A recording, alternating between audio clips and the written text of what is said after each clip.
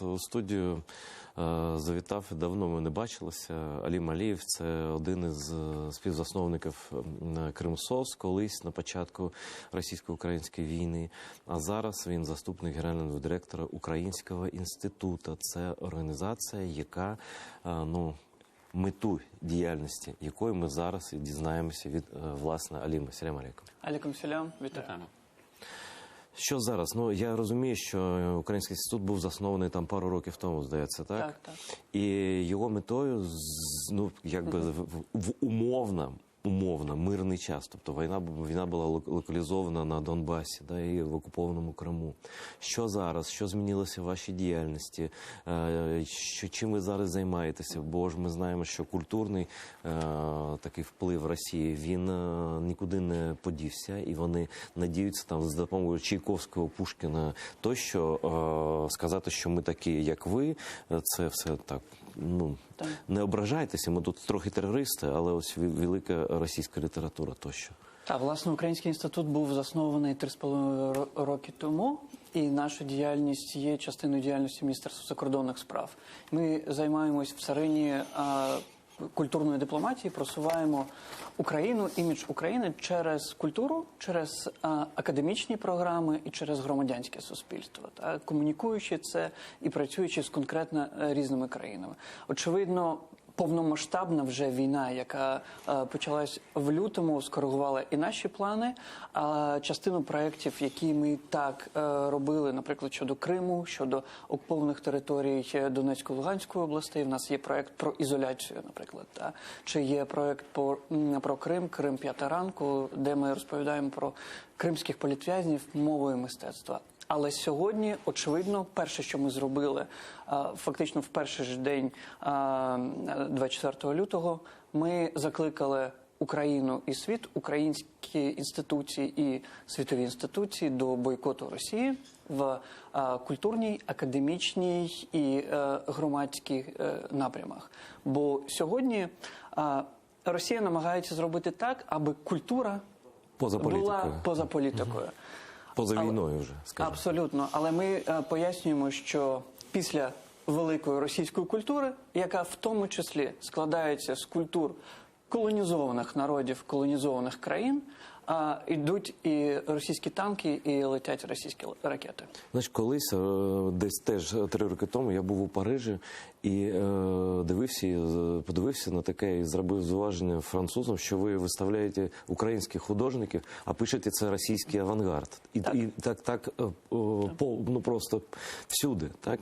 Щось змінюється зараз. Я просто знаю, як Дмитро Кулеба, міністр закордонних справ, як він наполягає на там в рази активнішої праці саме зараз, щоб пояснювати просто на ходу західним країнам, що не можна там російських концертів робити, там щось конкретне можеш розповісти? Абсолютно, бо, наприклад, британська галерея Тейт почала вже змінювати назви, що це там російський авангард, як було, на український авангард чи український художник. І це те, над чим насправді велика кількість людей зараз працює, бо зараз є цей час спробувати швидко це змінити. І ми точково працюємо, точно з 5000 інституцій по світах, щоб це змінювати. В тому числі пропонуючи новий український контент. Бо це стосується художників від Айвазовського, Малевича, Соня Делоне і так далі, яких завжди про них розповідали, що це російські художники. Це стосується навіть наш рідний Ханський палац, Айдер. Для мене ми робили дослідження сприйняття України в різних країнах, в конкретних, і деколи Ханський палац сприймався як російська пам'ятка. Російська? Так, через Пушкіна. Через Пушкіна. Ось роль Пушкіна, так? Ніби він ні до чого. Через фонтан сльоз і так далі. І це в тому числі їхня імперська політика. Ми маємо говорити про те, що не тільки не співпрацювати з Росією, а ще кенселити, бойкотувати всі гроші, які йдуть від фондів російських. Що ми зробили? Ми пішли далі. Ми не тільки зараз говоримо про бойкот Россотрудничества, наприклад, а ще і фондів, які пряму чи не напряму підтримують або навіть замовчують війну в Україні зі сторони Росії і таким чином фінансують просто мистецтво чи просто міжнародні академічні проекти. Це стосується, наприклад, великих університетів. Ну, я переб'ю одну, якщо можна зараз побачити цю картину про мистецтво, ми почали говорити про те, що буквально позавчора Лондонська національна галерея перейменувала російських танцівниць відомого французького імпресіоніста Едгара Дега. Раніше вони називалися російські танцівниці, зараз вони вже називаються українські танцівниці. Про це повідомляє британське видання The Guardian. Лондонська національна галерея перейменувала. Дякуємо. І якщо можна, редакторі, покажіть нам, можливо, трошки пізніше. Ну, очевидно, на зображенні дівчата українські, в українських віночках, в українських сукнях, точно до Росії стосунку не мають. Але до позавчорашнього дня вони називалися російські танцівниці в Лондонській національній галереї. Я можу тут ще одну таку річ сказати, і відверто сказати. Дуже є сильний спротив в деяких країнах Європи. Я думаю, ми розуміємо, що це йдеться і про Францію, і про Німеччину, коли нам заявляють, що ворог Путін, а не Пушкін. Але слухайте, тут ми йдемо в парадигму хороших русських, хороших росіян, які сьогодні або замовчують те, що робить їхня країна, і не тільки Путін, погодьтесь, бо не Путін створив цю Росію, яка сьогодні є, а це Росія створила, уможливила такого Путіна, який сьогодні є, і який в тому числі воює. І тому в тому числі російська культура, яка закладає паттерни, тобто закладає нормальність для російського суспільства, є тією, яка в основі лежить агресія. Ось, власне, ці українські танцівниці, які до позавчора називалися чомусь російськими. Ну, лише божевільна людина може російським їх назвати, так і між нами сказати, як ремарка. Ось ти казав про діячів культури, і, в принципі, є Пушкін, а є і сучасні. Ну, наприклад, вони ж всі мовчали. Така саме Чулпан Хаматова, наприклад. Вона була довіреною особою Путіна, вона агітувала за Путіна. Нещодавно, декілька років тому, вже після окупації Криму, вона казала, що Північна Корея краще за демократію. Зараз вона гастролює Швейцарію. А може якось, я думаю, що не одна вона. Якось можна запобігти розповсюдженню сучасного цього російського... Бо сучасна культура – це є фактично плід тієї класичної умовної культури, про яку ми зараз говорили. І історія з Анною Нетребко. Наприклад. Вона така ганебна, така лицемірна, абсолютно. Абсолютно ганебна. І коли нам пишуть, слухайте, як ви так можете виступати проти Анни Нетребко, бо ми очевидно говоримо, що їй не місце на будь-яких майданчиках цивілізованих країн. Принаймні до кінця війни, до перемоги цивілізованого світу і України. Але вона підтримувала ОРДЛО. Вона підтримувала сепаратистські угрупування, тобто терористів. В принципі, я навіть не правий. Ніколи вона не може бути ніде. Це просто, слухайте, це тероризм. І от скажи мені, будь ласка, які способи ти бачиш, щоб довести шляхом мистецтва, може через наших зірок, може через, я не знаю, як вам видніше, те, що Росія насправді це не Пушкін і не Лермонтов, а це терор, сучасний терор, який почався в Криму з звірячого вбивства Ришата Ахметова. Він Буча, це вже помножено на порядок, так? І ми ще, це, я думаю, лише 1% того, що вони вже скоїли, а що вони ще можуть скоїти. Тобто, як можемо цією культурною силою довести до свідомості, саме до свідомості людей на Заході? Ми зараз по кожному напряму брати літературу, і сьогодні в ці дні в Лондоні йде величезний книжковий ярмарок, де об'єдналась купу різних інституцій, і ми говоримо про те, що війна – це не ілюзія, як може сприйматись далеко, а війна – це наша реальність і час діяти. Література, візуальне мистецтво, тобто про що ми говорили про галереї, про картини – це інший трек, і ми представляємо вже український контент. Бо насправді дуже багато українського контенту є. І навіть той український контент сучасний дуже часто сприймався чомусь російським контентом. І зараз все більше ми стаємо, як на мене, суб'єктними і в культурному плані, але тут важливі ще зусилля наших закордонних партнерів. Слухай, ну і останнє, напевно, запитання. Ось контент, це зрозуміло, але ми зараз маємо, ну, просто моторошний контент, що відбувається просто зараз. І він шокує. Чи можете ви в кожній країні Європи, принаймні, донести цей шок, що це країна-терорист, довести те, що наші держави визначили, примусити їх визначити, це просто безперечний факт, вони терором займаються. І тому вже найближчий час різні країни, навіть різні міста Європи побачать те, що відбувається сьогодні в Україні. Ми вже запустили кампанію Ukraine 5 AM, тобто Україна 5 ранку, коли почались перші бомбардування по всій країні. Да? І зараз буде ще й фізична присутність через мистецтво в тих країнах. Бо війна в Україні – це не тільки виклик для України, про що ми говоримо. В підручниках історії напишуть, що в 24 лютого почалась війна в Європі. Хоча для нас вона почалась, очевидно, 8 років тому. Дякую. Малієв, журналіст, засновник «Кривнасос». У нас в гостях. Дякуємо за участь. І зараз ми долучимо до нашої дискусії ще одного кримчанина, вимушеного переселенця з українського Криму. Дмитро Білоцерковець до нас приєднується. Нині керівник фракції «Удару» в Київраді, радник міського голови Києва. Дмитре, вітаємо вас. Ви людина з Севастополя і точно пам'ятаєте, що війна для України почалася не зараз, а справді 8 років тому із захоплення українського Криму. Як зараз, на вашу думку, якщо брати глобально, українцям пояснити, що це не лише війна наша, що це війна цивілізації, і як вся Європа і весь світ до неї буде ставитися, таке майбутнє і чекає всіх нас, не лише українців, що це війна, ну, справді зла, абсолютного добра проти абсолютного зла. Прошу.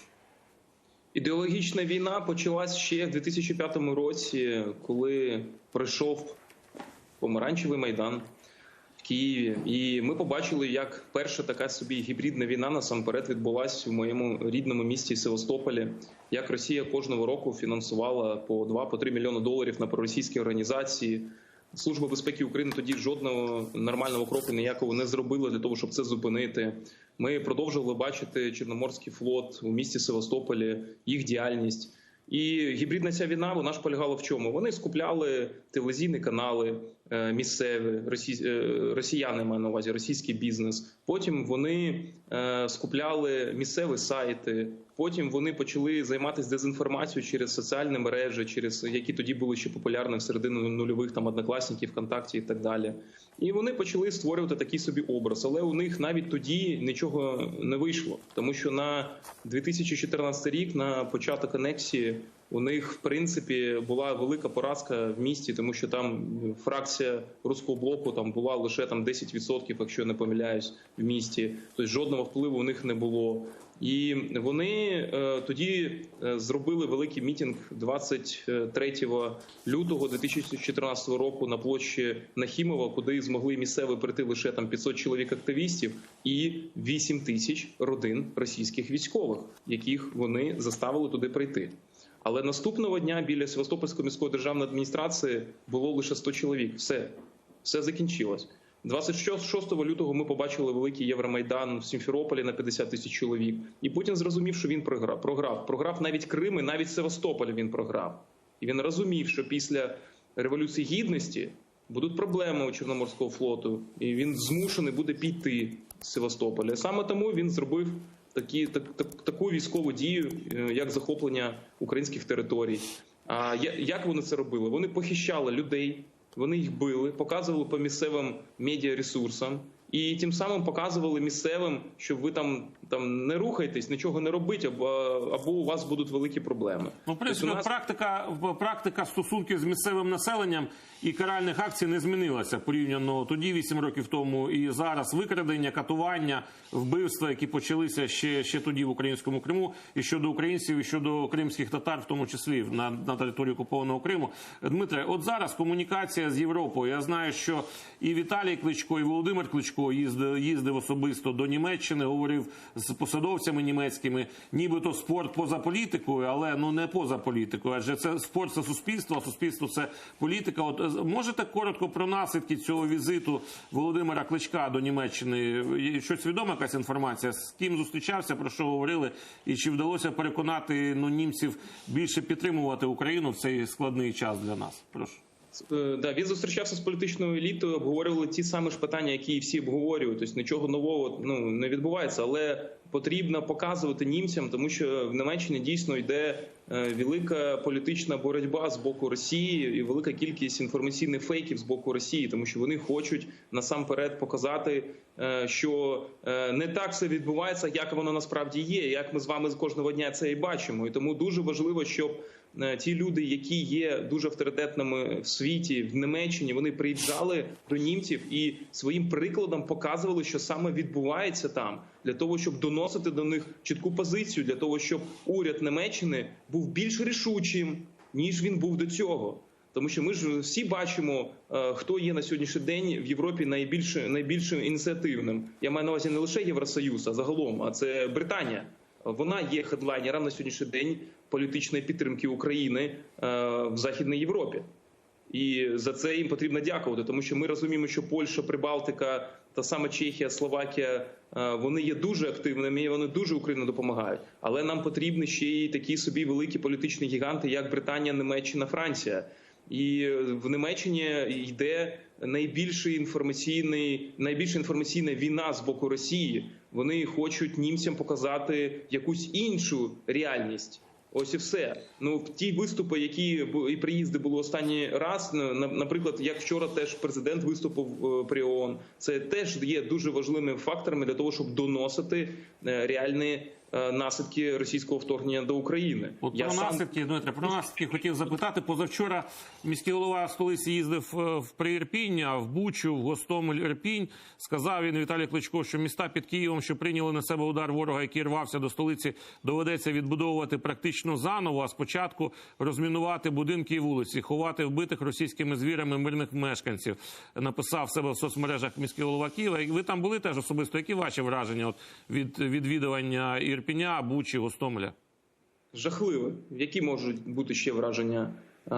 На вулицях велика кількість вбитих цивільних з прив'язаними руками за спиною, велика кількість зруйнованих будинків місцевих мешканців. Немає світла, немає тепла, немає води, немає каналізації, немає нічого. Нічого немає. І російські вбивці, російські фашисти, вони дійсно просто робили терор проти українського народу. І ви знаєте, от те, що я побачив в Бучі, я розумію, що ніколи вже ми не будемо мати жодних дипломатичних стосунків з Російською Федерацією. Це неможливо, просто неможливо. Після того, що відбулось, лише після Маріупольського процесу, я маю на увазі, якщо він має бути замість Нюрнберзького процесу після воєнної Німеччини, от тільки після процесу, коли всі будуть покарані, можливо, якісь мати дискусії. Росіяни мають зрозуміти, що цю війну вони розпочали ще 17 років тому, ще з 2005 року, з гібридної війни в Севастополі. І на сьогоднішній день вони продовжують вже реальну війну в українських містах, які вони руйнують. Дмитре, повністю погоджуюся з вами. В першу чергу нам, напевно, треба доводити, і я дуже вдячний братам Кличкам за те, що вони роблять на різних рівнях, і в Німеччині, і з іншими містами, побратимами, тощо. Доводити, що Росія, це, в принципі, з нею ніхто не може мати дипломатичних стосунків, у принципі, як з Аль-Каїди, наприклад. Тобто це терористична держава, терористи вони. І питання в мене таке, це ніби зрозуміло нам, але це треба треба доводити і показувати це все. Ну, я навіть не уявляю, що ви там бачили. Просто я хочу на вашу особисту думку. Ось це знищення людей, це ці масові розстріли, це ініціатива, ну, умовно кажучи, бійців терористичних угрупувань, їхніх командирів польових на землі, чи це загальна програма, це завдання, яке затверджено Путіним, там, керівництвом так званого Міністерства оборони терористичної організації РФ? Я впевнений в тому, що це все є офіційна позиція російських військових, що їх спонукають до цих дій. Чому? Ну, ми ж з вами побачили там кілька днів тому, як РІА Новості російські там опублікували там, яка має бути деукраїнізація України. І ви ж самі розумієте, що під час цензури в Росії, якщо такі матеріали виходять, значить їм дають можливість публікуватись. І це позиція є Кремля. Просто неофіційна позиція, тому що офіційно вони про це говорити не можуть. А от вони хочуть показати, що у них є така громадська думка, що потрібно займатися деукраїнізацією і знищенням України і українського народу. Ось і все. Тому я впевнений в тому, що російські військові просто впевнені в тому, що не буде жодного покарання. Від у Путіна ж немає жодного покарання. Він же розуміє, що його політична кар'єра підходить до кінця. Він розуміє, що він скоро піде. І тому у нього немає жодного страху відносно того, що може відбуватись потім. Йому тіряти нема чого. Дякую, Дмитре. Дуже стисло. Ми поговоримо про це буквально за кілька хвилин. Ігор Ейдман, соціолог та російський опозиціонер, до нас приєднається з Берліну. Дмитре, але хотів суто практичне запитання. Міський голова вчора Кличко закликав киян поки не повертатися до столиці, дочекатися до кінця тижня. З чим це пов'язано і чи справді зараз ще небезпечно в столиці? Стисло, прошу. Ну, насамперед, ми з вами маємо розуміти, що має покращитися ситуація в області.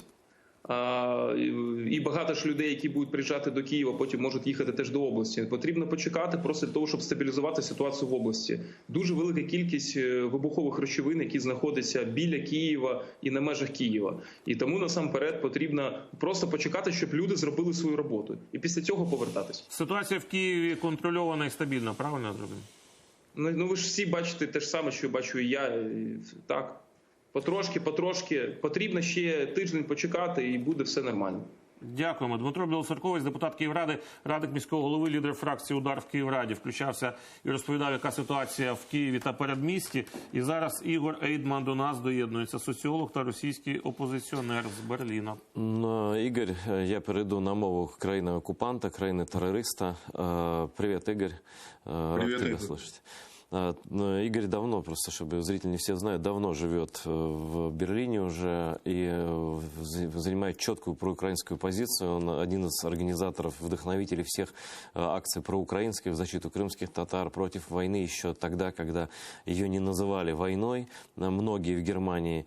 Вот. И мы видели, я начну просто с самого ужасного, что пришлось наблюдать касательно Берлина, где ты живешь, да, вот это безумная демонстрация местных орков, да, а кто они, кто эти люди? Говорят, это вот немцы по Волжье из Казахстана, которые там в Германии приехали. Кто-то еще. У кого пришло в голову после таких кадров и вот этого всего выйти в поддержку этой террористической войны? Вот что это за явление и как власти Германии могут с этим бороться? Ну, напомню, что на выходные прошел автопробег с участием около 5000 автомобилей. Ну, по крайней мере, меньше. Организаторы говорили такую цифру, с русскими флагами, русскими песнями в поддержку войны в Украине. Прошу вас. Да, это, конечно, была совершенно чудовищная акция, Там, конечно, не 5000 было, а 900 по данным полиции автомобилей. Нет, даже не автомобилей, а людей 900, а автомобилей около 400. Но все равно это чудовищно. Совершенно. Это было просто возмутительно и так далее. Но и это совершенно не стихийная вещь. То есть это целенаправленная кампания, которая идет уже с начала вот этого нового витка агрессии, с начала широкомасштабного вторжения в Украину российских войск 24 февраля. Здесь идет целенаправленная кампания русских немцев или русскоязычных людей, которые живут в Германии.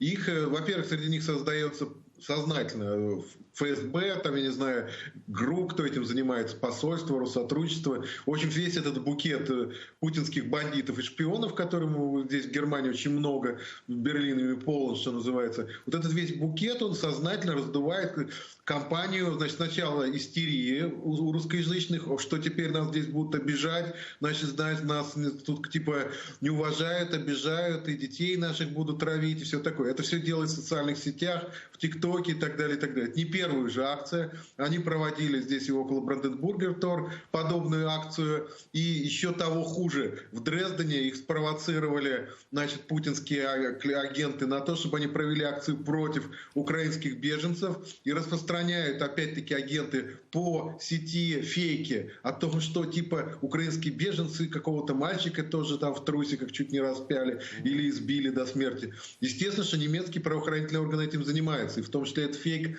был разоблачен, а те, кто его распространял, их просто на них наехали, и они были вынуждены оправдываться. Надо сказать, что допустили вот эту чудовищную акцию, несмотря на наши протесты, мы даже подписи собирали, немецкие власти, типа под предлогом, что у них свобода и, значит, нельзя ограничивать людей в мирном волеизъявлении, но, естественно, что в Берлине уже запрещен, как свастика, запрещена этот знак Z, и любые как бы пропагандистские действия в пользу войны. Но эти хитрые же, они не делали вид, что они не за войну, они делали вид, что это они просто защищают русскоязычных, значит, немцев или выходцев из бывшего СССР в Германии от какой-то мифической дискриминации, которой, естественно, здесь нет. Вот, кстати, мы сейчас видим организатора этой акции, это был такой владелец небольшого автосервиса в Берлине, Веста. Но это, естественно, подставное лицо, за ним стоит посольство и спецслужбы российские. Никаких сомнений у меня в этом нет. Вот такая вот ситуация. Я прошу вот наших зрителей, кто находится в Берлине, украинцев, посетить этот автосервис, объяснить какими-то вежливыми словами, что работать на ФСБ, это может быть наказуемо в ближайшем будущем. Я хотел бы по конкретике спросить, Игорь, а есть ли возможность как-то, с ними разговаривать бесполезно, тем более, когда на сотни тысяч евро им из Москвы привозят каким-то образом, переводят, только запреты, только показания, только наказания, только конкретные сроки. Есть ли такие инициативы? Потому что это такой позор для Германии сейчас, во время террористической этой войны.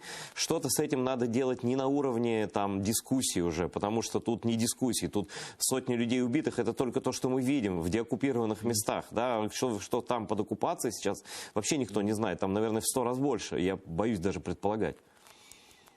Да, во-первых, тут надо отметить, что сама как бы немецкая общественность, истеблишмент немецкий был шокирован проведением этой акции. То есть они с дуру разрешили ее, это просто на уровне полиции. А потом, когда увидели, сколько там народу, да все-таки много, там около 1000, как я сказал, 900 человек, был шок. И тем более это произошло в один день с обнародованием этих страшных кадров из Бучи.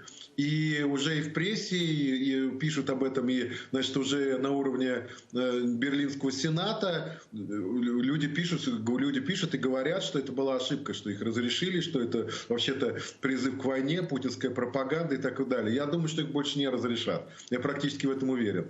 Такой подобные акции, разве что, может быть, какие-нибудь камерные совсем. Но такие автопробеги, я думаю, не разрешат уже больше, по крайней мере, в Берлине точно. Это первое. Второе. Что делать? Да, безусловно, в немецком законодательстве есть ответственность за призывы к войне, к насилию. И они же хитрые сволочи, они эти призывы не выдвигают. Более того, даже в их сетях, мы же отслеживаем это, в их сетях было такое, что ни в коем случае не клейте Z и Victory на машины, потому что это запрещено. То есть они тоже знают немецкое законодательство. Но иногда, конечно, пробалтываются. Вот те, кто пробалтываются, их, конечно, будем прессовать в полицию. Тем более, они же еще некоторые совсем глупые. Они пишут всякие угрозы в личку нашим активистам антипутинским в Берлине, и их, соответственно, тоже все это подается в полицию. Другой вопрос, что немецкая полиция в таких вещах очень нетороплива и гуманна в плохом смысле этого слова. То есть они будут очень долго, естественно, телиться, запрягать, и к чему это приведет, неизвестно, но я надеюсь, что на уровне не полиции, а других органов, да, которые существуют и в Германии тоже, там все это отслеживается, и, что называется, досье растет, и при необходимости они будут изолированы. Знаете, просто по видео даже жуткий контраст, когда видишь мирный, спокойный, сытый Берлин, и потом в склейку идет разгромленная Буча, где лежат трупы украинских мирных граждан. Просто ну, с ума можно сойти от одной склейки. Я хотел, Игорь, вас вот о чем спросить. Прокомментировал спикер Министерства внутренних дел Германии вот этот автопробег. Он сказал, что для нас важным есть то, что мы с начала войны подчеркивали, что война это не должна быть перенесена в наше общество ни украинцами, ни русскими, ни немецкими русскими, которых много в Германии. Это путинская война, а не война русских в Германии. И точно не война украинцев в Германии, сказал представитель Министерства внутренних дел Германии. Поэтому служба безопасности очень внимательны, и если есть правовая возможность вмешаться, это делается, сказал представитель. Я хотел у вас спросить, вот насколько популярна идея, которую высказал Олаф Шольц, канцлер Германии, о том, что это война Путина лично, а не война россиян, поэтому нельзя всю ответственность перебрасывать, перекладывать лично с Путина на обычных русских граждан, которые его избирают. Прошу. Да, вот и это высказывание очень часто цитируется, но мне кажется, что его немножко не понимает смысл этого высказывания.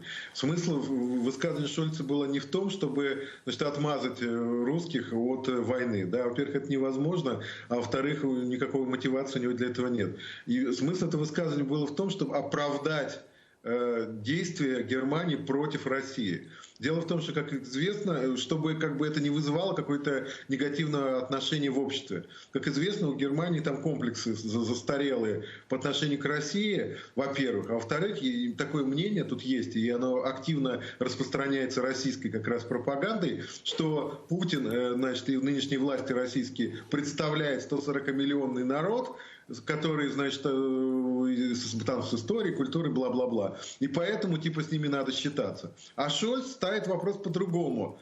Да, мы, конечно, бы рады были бы считаться с народом, но Путин — это узурпатор, который этот народ не представляет. И поэтому против него все средства хороши. И поэтому надо продавать и отдавать оружие Украине, поэтому надо вводить санкции. Мы как бы вводим санкции не против России, а против Путина. Хотя де-факто, конечно, не против всей страны, да, против государства, по крайней мере, которое путинского государства, путинского режима.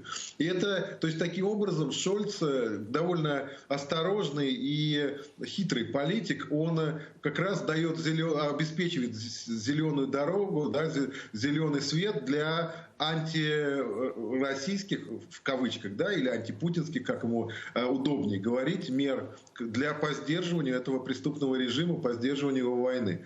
Так что это тактический ход, который, наоборот, собственно, облегчает задачу противостояния против путинского режима или про путинской России, как вам угодно. Ну, видишь, как важно трудности перевода, да, политического, потому что в Германии действительно другой дискурс, он очень долго был другой, и ты бился там просто об лед, и казалось, что этот лед никогда не пробить. Но сейчас видно, что и позиции всех немецких политиков, но риторика меняется просто каждую неделю другая, и каждый, может быть, 3 дня другая. Вот скажи, что наиболее сильно влияет и на политикум, и на общество немецкое? Они почувствовали все-таки реальность того, что Путин может начать войну и во всей Европе? То есть нет у него границ каких-то ментальных для того, чтобы это сделать, да? И он сказал, что все, кто по-русски говорит, все, значит, соотечественники в Германии и по-русски говорящих, вот мы увидели только маленькую часть этих русскоговорящих, не говоришь про другие страны там и так далее. В Германии, правда, много. Или же все-таки переворот такой в сознании произошел из-за тех террористических зверств, которые русская террористическая армия натворила в Киевской области, ну и в Мариуполе, понятно. Вообще переворот произошел уже 24 февраля, вот буквально, по-моему, на следующий день или через день Шольц как раз выступал в Бундестаге, и это было абсолютно революционное выступление. Почему? Потому что он полностью все нарративы поменял. Он впрямую сказал, что мы теперь больше не считаем, что Россия какая-то жертва войны и так далее, как мы считали с времен Второй мировой. Мы теперь избавлены от этих каких-то комплексов, и мы будем с ней противостоять, с ней бороться. И выделяется 100 миллиардов евро на немецкую армию. Это ну, просто фундаментальный шаг, который изменит баланс сил в Европе капитально. И 100 миллиардов евро немцы умеют тратить деньги в дело, да, а не разворовывать, как это делается в России. Значит, за несколько лет превратит германскую армию в первую в Европе. Первую, включая, то есть и российская там рядом даже лежать не будет. То есть, и вторую в мире, я думаю, ну, может, третью после американской, китайской. Вот. Но, собственно, это мощнейший, я считаю, шаг, и этот проект будет реализован, я думаю.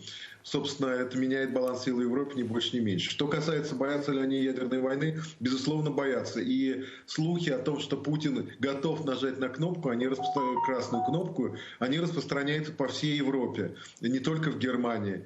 Значит, и мне рассказывали, там, что там сидят французские генералы, да, на ток-шоу во Франции и рассуждают о том, что американцам точно известно, что происходит в бункере, они его там прослушивают или что-то, и что безумный Путин готов нажать на красную кнопку. То есть это обсуждается всеми. Значит, другой вопрос, что они готовы делать. Первыми они нажимать на красную кнопку, конечно, не готовы. Это понятно. Но сдерживать его любыми средствами, естественно, готовы. У них другое дело, что у них нет такой мощной разведки, как есть у США. И я думаю, что они не могут спланировать какую-то, не знаю, операцию по устранению там путинской верхушки. Но я думаю, что я практически уверен, что это разрабатывается сейчас в Америке. Такие проекты, по крайней мере. Обсуждается в Германии вариант переворота или убийства Путина, или революции, не революции, дворцового переворота, так? Нет, в Германии они, как я уже сказал, они все-таки в НАТО и вообще в западном мире, Германия, не является наиболее пока, по крайней мере, может быть, сейчас Шольц вот в 100 миллиардов эти вольет, и эта ситуация изменится, не является какой-то ударной силой. Ударная сила западного мира – это США. И такие вещи, как нейтрализация путинского режима, это задача американских властей. Американских властей, может быть, в союзе с британскими властями, то есть, как любят говорить, да, сейчас модно, да, англосаксонского, что ли, мира. Немцы, они все-таки после Второй мировой войны стали пацифистами повальными. И они, как я уже сказал, может быть, сейчас будет какой-то переворот, но все это время, особенно и при Шрёдере, и потом при Меркеле, они просто избегали всячески даже готовиться к каким-то силовым методам, силовым решениям. Запустили свою армию и так далее. Игорь, ну знаете, мы вам скажем такое, я от себя скажу, что болевой порог украинцев уже настолько высокий, что даже если какой-то один город будет уничтожен, какой-то, не дай бог, украинский тактическая ядерная ракета, украинская нация не сдастся. Это, мне кажется, тоже какая-то иллюзия Путина, что применив точечно где-то ядерное оружие, он победит Украину. Но это мое субъективное мнение. Нет, я думаю, что вообще, если бы он, не дай бог, бы такое случилось, и, значит, он применил бы ядерное оружие, это привело бы к ядерной войне. Просто. Игорь, да, мы против войн, поэтому надеемся, что этого не будет. Хотел у вас еще напоследок спросить о культурной и, может быть, спортивной дипломатии. Мы говорили о том, что братья Кличко очень популярны в Германии. Приезжал Владимир на прошлой неделе, несколько дней назад в Германию, вел какие-то переговоры с политиками, наверное, с общественными деятелями. В то же время, вот я знаю, что матчи немецкой Бундеслиги начали прерывать в России. 2 матча — это Боруссия Дортмунд-Лейпциг и Боруссия Менхенгладбах и Майнц. Да, трансляции начали прерывать в России, поскольку на футбольных матчах демонстрируют украинский флаг и текст «Поддерживаем Украину», и из-за этого полностью срывается трансляция на русских телевизионных каналах. Как вы... То есть спорт вне политики или спорт все-таки является частью политики? Как вы оцениваете? Ну, вообще спорт как бы вне политики, но спорт может быть и является, да, частью борьбы за мир, да, то есть спортивные деятели немецкие, безусловно, они и на уровне государства, да, то в той сфере, да, спортивной, естественно, они выступают против российской агрессии, против этих зверств, этого безумия, за мир, и естественно, что российские спортсмены совершенно законно и правильно дискриминируются сейчас в мире, потому потому что невозможно, да, одновременно убивать мирных граждан сотнями и участвовать в каких-то спортивных соревнованиях, да, поднимать там свой флаг или даже без флага участвовать. Вообще надо сказать, что Россия сейчас в спортивной сфере беспрецедентно дискриминирована. Такое было только с режимом апартеида в ЮАР, когда им запрещали участвовать в международных соревнованиях спортивных. Даже с Советским Союзом никогда такого не було. Дякую. Ігор Ейдман, соціолог, російський опозиціонер з Берліна, включався, розповідав нам, які настрої в Німеччині зараз панують серед політиків, а також серед представників громадянського суспільства. Так, якщо хто не знає, Ігор Ейдман – це двоюрідний брат Бориса Немцова, якого вбив Путін, давайте відверто казати. Він така послідовна людина, дуже чесна. А зараз у нас на зв'язку Володимир Шерстюк, музикант, бас-гітарист гурту Козак Сістем. Володимир Шерстюк – це дуже крута людина, дуже крутий музикант, з дуже крутого гурту. І знаєш, Володю, привіт, салям алейкум. Вітаємо. Алейкум ассалам. О, молодець, машаллах. Слухай, я хочу сказати, що зараз просто всі радіостанції, які я слухаю, вони перейшли повністю не просто на українську музику, так? А вона така сама музика, яку ви писали, і може завдяки якої ви не були такі дуже популярні, як попса якась, а зараз просто час саме такої музики, яку виконував всі ці роки, і зараз виконує гурт Козак Сістем, в якому ти на басу граєш. В чому питання, чому так сталося? Напевно, час прийшов. Напевно, все-таки, якщо то виходить так, що українська нація проходить тільки зараз своє справжнє духовне народження. Вона завжди була за своє, так, у всьому, і в культурній сфері, і в буквальній територіальні, але напевно настільки тяжкі пологи, і їм прийшов час, і зараз стають українцями у всіх сферах, не тільки фізично, а ментально, духовно і культурно. Тому що культурний код і культурні цінності, вони не так помітні і вони дуже розтягнуті з часом. Не менш важливими, ніж територіальна цілісність. І я так думаю, що оця ментальна окупація, яка була всі ці роки, їй нарешті приходить кінець, але такою страшною ціною. Ціна дійсно страшна, але ви доклали багато зусиль, всі члени гурту вашого, дійсно для свідомості української. Скажи, будь ласка, чим конкретно ти зараз займаєшся? Якщо можеш сказати, де ти, що ти, як ти? Можу. Зараз частина козаків знаходиться, скажімо так, на Поділлі, і тут є великий волонтерський центр, який займається якраз, волонтерський рух по грузи і таке інше. Щось у нас із зв'язком не те. Володимире, трошки переривається в нас зв'язок. Давайте, можливо, його спробуємо відновити, так? Я тоді процитую коротко, про що я мав на увазі про Німеччину, коли ми говорили, що російський телеканал «Футбол-3», який входить до корпорації «Матч», перервав трансляцію матчу чемпіонату Німеччини між Менхенгладбацькою, Борусією та Майнцем. Коментатор заявив, що футбол вне політики, тому трансляція матчу була перервана вже на 9-й хвилині, і на цьому футбол власне, і закінчився. Слухай, я не знаю, чи сміятися над цим, бо знаєш, просто що таке футбол. У росіян тепер, знаєш, футбол в приглядку, як кажуть. Свого вже немає фактично. Знаєш, я дивився, що ж вони там показали, думав, можливо, якийсь там банер на... Ні, просто прапор України на загальному плані в центрі поля, і там було написано «Support». Бачиш, як прапор України на них впливає, так? Там було написано «Stop war, stand with Ukraine». І найцікавіше, що це вже другий матч. Перший матч був Дортмундська Борусія, грала з Лейпцигом, а потім це Менхенгладбацька грала з Майнцем. І так буде завжди. А ще, знаєш, пам'ятаєш, як на тих самих банерах змінних, оцих біля краю поля, навколо поля, була реклама «Газпрому». Завжди. Він був спонсором. Протягом багатьох років був спонсором УЄФА, і, здається, і ФІФА.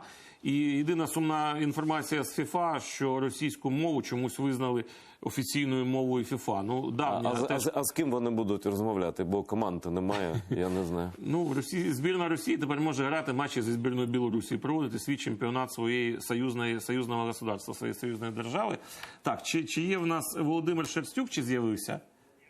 Так, я тут. Володимир, сподіваємося, що буде зв'язок кращий. Про волонтерство на Поділлі перервався зв'язок. Будь ласка, продовжуйте. Що там за центр у вас? Ну, власне, це центр волонтерський, який займається прийомом вантажів з-за кордону і перенаправленням його від наших партнерів, ясно, це Німеччина, Польща і багато інших країн, які поруч тут з кордоном, ну, там Румунія, так, і направленням, ясно, що в ті місця, де цього потребується найбільше. Ще вас хотів запитати, яке ваше ставлення до тих українських зірок, які тривалий час виступали і заробляли гроші виключно, ну не виключно, а переважно на російській території, ну зокрема до пані Лободи. А зараз вона такі записує слізні ролики, де запевняє, що вона українська співачка і ніколи не залишала свій рідний. Вона, між іншим, з Ірпеня, якщо з мого рідного теж вона там народилася, але ми про це вже забули. Я думаю, вона сама. Вірите подібним заявам чи ні? З одного боку, ну нібито людина там заробляла, але що вона тут покаялася. Прошу. І це не одна вона. Ви знаєте, я скажу, можливо, не дуже популярну таку, зараз річ. Я чуть-чуть трошки все-таки вірю, що людей могло дуже сильно накрити, і вони просто, могли реально не розуміти. Я просто, чесно, не розумію, як можна було не розуміти, що Росія ворог. Треба просто відкрити будь-який підручник історії і розуміти, що 350 років – це ворог. Але добре, окей, люди безграмотні, бізнеси, не знають історії. І я вірю, що могло накрити зараз. Я вірю в це, тому що конкретно Лободу ми знаємо особисто давно. Вона була нормальна дівчинка, така. Потім почався в неї абсолютний треш в голові, каша. І ми її викреслили з свого життя взагалі. Те, що її зараз накрили, вона починає розуміти, що насправді відбувається. Я вірю, що це може бути. Вірю насправді. Я не кажу, що нормально було там грати. Ні, це ніколи. Вона не повинна більше бути в українському шоу-бізнесі. Вона не має права ніякого більше грати в Україні для українських глядачів. Це точно. Але те, що якесь там усвідомлення і прочищення в мозку почало відбуватися, я можу це повірити. Володя, а чи віриш ти тим росіянам, які з початком війни, поспішаючи дуже, втекли в різні країни, там в Німеччину, там не знаю, там в Ізраїль, во Францію, Сполучені Штати, які зараз вони мовчали, і зараз почали там з Ізраїлю казати: ось в Росії побудований рейх. Я кажу: так, ти гастролював Україною, Росією, ти жодного разу слово «рейх» не вживав, а тут на тебе так прозрів. Чи віриш ти в щирість таких людей? Теж 50 на 50. Я ж розумію, Айдар, ти як ніхто розумієш, бо ти там довго працював і знаєш це зсередини, бо я це бачу трошки більш романтично звідси. І я думаю, може справді у людини там щось в голові прочитає. Але ти мені багато разів приватно говорив, що ці люди, так звані оці лояльні, не те, що лояльні, як з демократичними поглядами. Я можу сказати трошки заспівати. Який би демократ російський не був, все одно питання, коли постає питання України, закінчується демократія навіть в головах у найдемократичніших людей. Навіть тих, кого ми там з дитинства слухаємо, умовно кажучи, якого-небудь Андрія Макаревича, який каже: я був в Україні, ніяких бандеровців не бачив. Не відео. Це про що свідчить? Про те, що навіть у нього він не розуміє, що бандеровець – це непогано, це дуже добре. І взагалі це не його справа, в принципі. Так. Але я можу також сказати ще одну таку не дуже, можливо, теж популярну річ. Чому, наприклад, який-небудь Андрій Макаревич повинен бути більшим українським патріотом, ніж, наприклад, 40% українців самих. До війни, скажімо, Зараз ясно, що підтримка України, українського, проукраїнського там в рази виросла, Але просто ж вони теж розуміють, що найстрашніший, з моєї точки зору, настрій під назвою «Какая разниця?» Він в українці ну, він в принципі був дуже розповсюджений. І який-небудь Макаревич і Гребенщиков, вони не повинні бути українськими патріотами більшими, ніж оці 40%. Те, що вони 100%. зараз почали підсилено із Ізраїля кричати, я думаю, що це обумовлено чисто фізіологічним, відсутністю такого фізіологічного страху, який був до цього. Ясно, Дякую. що якщо ти маєш, я думаю, ти маєш на увазі там Сидоровича, наприклад. Сагал, Володя, Дякую. Сагал. Є такий ще термін український пристосуванство. Я думаю, що він теж багато що значить. Ця складова пристосуванська, вона теж присутня обов'язково, чисто на такому фізіологічному, навіть так сказати. Дякуємо за участь. Володимир Шерстюк, музикант, бас-гітарист гурту Козак Сістем, був на зв'язку з нашою студією. Це була година, спільний проект українського телеканалу Еспресо та кримсько-татарського телеканалу АТР. Єгор Чечерин та Айдер Муждабаєв були з вами. Дякуємо, що нас дивилися, нас слухали і поділяєте наші думки. Дякую, Айдере, за участь. І зараз новини. Віталій Бакуменко нас і вас з ними ознайомить. Прошу, Віталій.